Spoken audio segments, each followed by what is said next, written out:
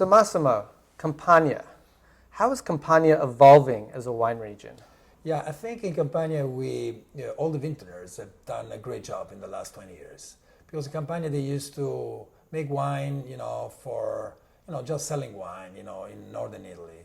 But now in the last 20 years, you find a bunch of really serious vintners, and they are really focusing on the indigenous varietals such as Fiano, Greco, Aglianico from Taurasi, and in northern Campania you find those indigenous varietals that the Bourbon kings they actually planted in the royal vineyards, such as Pallagrello Bianco and Pallagrello Nero. This is a quite a weird thing because the Bourbon kings they didn't plant the Aglianico, which was the most widely grown grape, but they planted the grapes which came from northern Campania, such as Pallagrello Bianco and Pallagrello Nero. So all the historians are wondering why.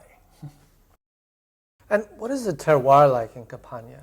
Yeah, I would say for sure the soil is affected by the Mount Vesuvius. So you have a bunch of areas which are really volcanic.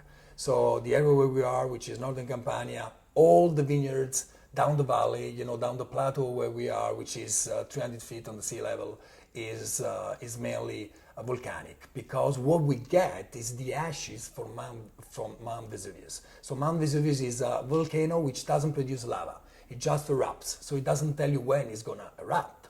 So what you get is the ashes. And throughout the years, the ashes from up the mountains, they were dragged down, on the valley because they are lighter than clay and limestone. So all the vineyards down the valley, 200 feet on the sea level, they are all volcanic. Up on the hills, they are a kind of clay and limestone. And I think all over Campania you have something like that. There are other areas which are, you have sandy soils, like for example in Castel Campagnano, you have a kind of sandy soil, which is really interesting for making Pallagrello.